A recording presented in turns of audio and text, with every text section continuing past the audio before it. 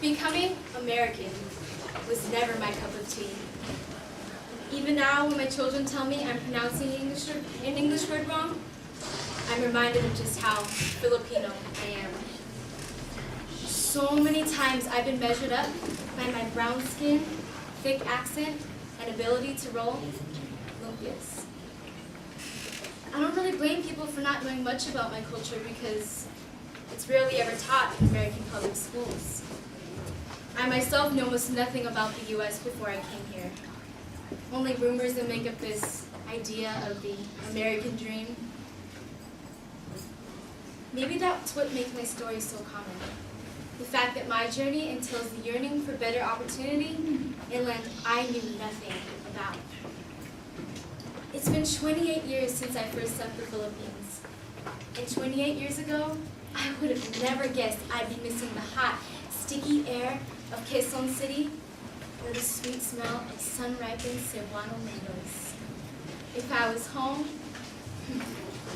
I'd be playing hopscotch in my chinelas under the sheltering leaves of the banana trees. Isa, dalawa, tatlo, kain na! My mom would yell. It's time to eat. Sometimes, when I call my own kids for dinner, just as the red light on a rice cooker switches orange, I can remember exactly how faith and persistent prayers brought me here in America. Life was simple back home. My mom was a 4th grade teacher in San Juan, and my father, he worked for the Bureau of Internal Revenue. Though we weren't rich, we lived comfortably for the most part. Back then, we didn't really need much. Just food, clothes, a roof over our heads, school books. Food especially, since my mom loved it so much. She never failed to put food on the table. If I think hard enough, I can still picture her spooning steaming hot tinola into my bowl, my eyes growing wide from the sweet ginger smell.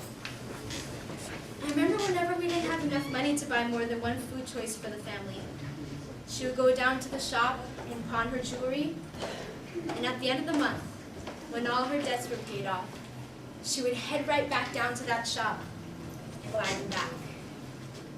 Though at times we were poor, we were never starving. Everyone in the family had a house chore to do. My responsibility was to tag along with the maid when she went to the blanket or market. I always looked forward to this because every time we went, I'd get 5 centavos from the leftover change. And with it, I'd buy 5 cents worth of candy. That was fun for me because as a kid, I never really got to play in the streets as my friends often did. Instead, my sisters begged me to go to sleep in the afternoons. Bakit ako kailangan matulog?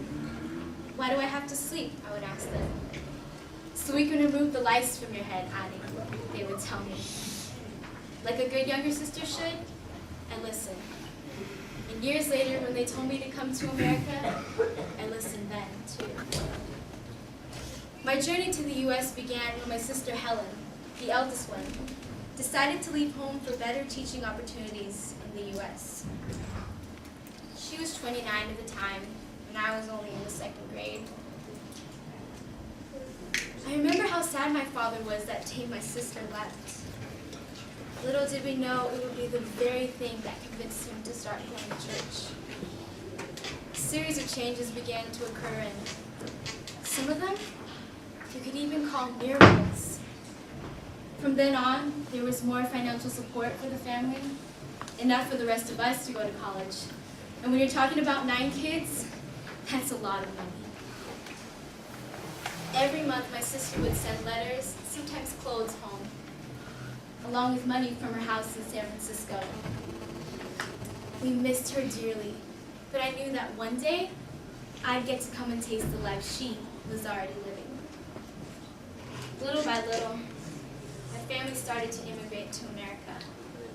And by the time I prepared to leave as well, I was 18 years old.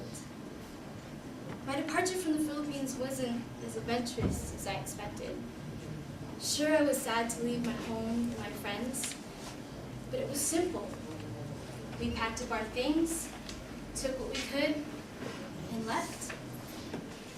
On December 21st, 1979, I stepped on American concrete for the very first time, letting the aromas of the commercialized red, white, and blue seep through my nostrils. Years later, when my youngest daughter was only 8 years old, we were shopping in the mall when she held up the shirt she had found at the Gap. "Look, Mommy." Right there on the tag were the words, "Made in the Philippines." It was a reminder to me of how lucky my daughters are to have grown up here, to not have had to worry about ambitions too big for a family budget. It was a reminder that it took my sister's decision to travel 7,000 miles across the Pacific Ocean to meet with the dream that brought us all here. Though I'm a U.S. citizen, I'm still Filipino by blood and by heart. And when I say being American isn't really my cup of tea, I really should say it isn't my bowl of rice. Because a bowl of rice means more to us Filipinos than a simple cup of tea. Like the white grains, we've fallen into one place, a place where our old cycles of life have been broken by our immigration here. But somehow, we're able to cling to one another because we share that same struggle, the struggle for better lives, better jobs, better everything. And when we come here, our lives are still not perfect, but they are better, just as we ask.